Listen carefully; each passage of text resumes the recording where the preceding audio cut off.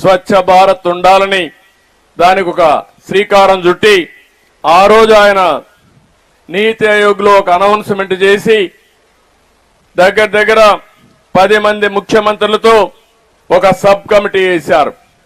ఆ సబ్ కమిటీకి నేనే chairman. Swachh Bharat sub committee వేసి ఆ కమిటీలో చాలా రికమెండేషన్లు ఇచ్చాం. అక్టోబర్ 2వ తారీఖున ప్రతి సంవత్సరం అవార్డ్స్ ఇవ్వాలని, స్వచ్ఛ సేవకుల్ని గుర్తించాలని, స్వచ్ఛందంగా వచ్చే ప్రతి ఒక్కరిని గౌరవించాలని, అవసరమైతే అవార్డ్స్ ఇచ్చి సమాజంలో ప్రత్యేకంగా వాళ్ళకి గౌరవం ఇవ్వాలని చెప్పి రికమెండేషన్లు ఇచ్చాం. ఆ రిపోర్ట్ ఇప్పుడు కూడా పనిచేస్తా ఉంది. గవర్నమెంట్ ఆఫ్ ఇండియాలో స్వచ్ఛ భారత్ ఉంది. 2015లో మన రాష్ట్రంలో స్వచ్ఛ ఆంధ్రప్రదేశ్ కు శ్రీకారం చుట్టాం. 2019 వరకు మీరు చూస్తే రోడ్ల పక్కన ఉండే డివైడర్లు కూడా పెయింట్లు వేసి ఆహ్లాదకరమైన వాతావరణం తీసుకొచ్చాం. పార్కులు అభివృద్ధి చేశాం. ఎక్కడ కూడా ఇబ్బంది లేకుండా చేశాం. కానీ 19 నుంచి వచ్చింది ప్రభుత్వం, భూతం మారిగా పడింది రాష్ట్రంలో. మొత్తం వ్యవస్థనన్నీ కూడా చిన్నాభిన్నం చేశారు. మామూలుగా చేయలేదు. ఇప్పుడే నేను మీ ఊర్లో చూసి వచ్చాను. ఎక్కడ చూసినా చెత్త కుప్పలుగా అడవులుగా పేరకపోయింది. కొత్త అడవులు తయారైపోయినాయి. అక్కడనే మీరు వస్తున్నారు, అక్కడనే మన పిల్లలు ఆడుకుంటున్నారు.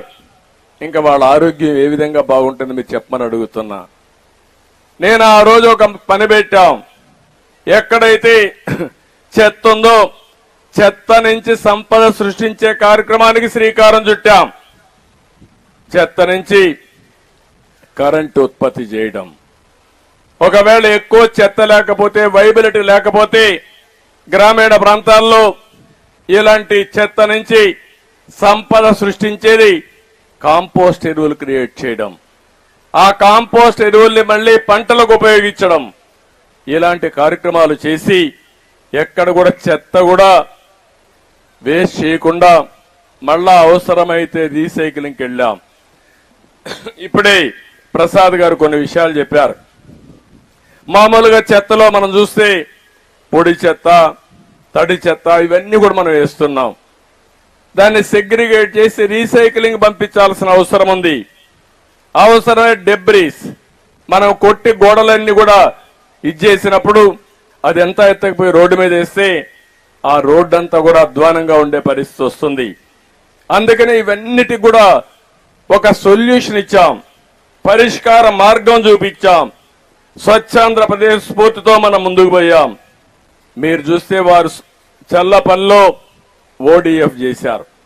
రాష్ట్రం మొత్తం మీరు చూస్తే 2,43,612 వ్యక్తిగత మరుగుదొడ్లు కట్టి 8,124 కమ్యూనిటీ టాయిలెట్లు కట్టి, టాయిలెట్లు కూడా చాలా నీట్ గా కట్టి, అవసరమైతే ఒక 4-5 రూపాయల టికెట్ కూడా పెట్టి మిస్యూజ్ చేయకుండా ఎక్కడికక్కడ టాయిలెట్స్ అన్ని నిర్మాణం చేసి 110 మున్సిపాలిటీలో రాష్ట్రాన్ని ఓడిఎఫ్ రాష్ట్రంగా చేసిన ప్రభుత్వం తెలుగుదేశం ప్రభుత్వం ఆ రోజుల్లోనే. అలాంటి ఓడిఎఫ్ చేసినాక ఓడిఎఫ్ ప్లస్కి వెళ్ళాలి. అక్కడే సమస్యలు క్రియేట్ చేశారు. ఈ రోజు ఈ విధంగా చెత్త చూస్తే రాష్ట్రం మొత్తం 85 లక్షల మెట్రిక్ టన్నులు కుప్పలుగా గుట్టలుగా చెత్తంతా పేరకపోయింది. నేను ఇప్పుడే మా మంత్రిని అడిగా, నారాయణ గారు ఎన్ని రోజులు పడుతుందని అడిగా. సార్ 2 ఏళ్లు పడుతుంది అన్నాడు. 2 ఏళ్లు పడితే మనం పనిచేసినట్టు కాదు. 365 రోజుల్లో మొత్తం చెత్తంతా క్లీన్ చేసే బాధ్యత మీకు అప్పచెప్తున్నానని నారాయణ గారికి ఇప్పుడే ఆదేశాలు ఇచ్చాను. అంటే గడిచిన ప్రభుత్వం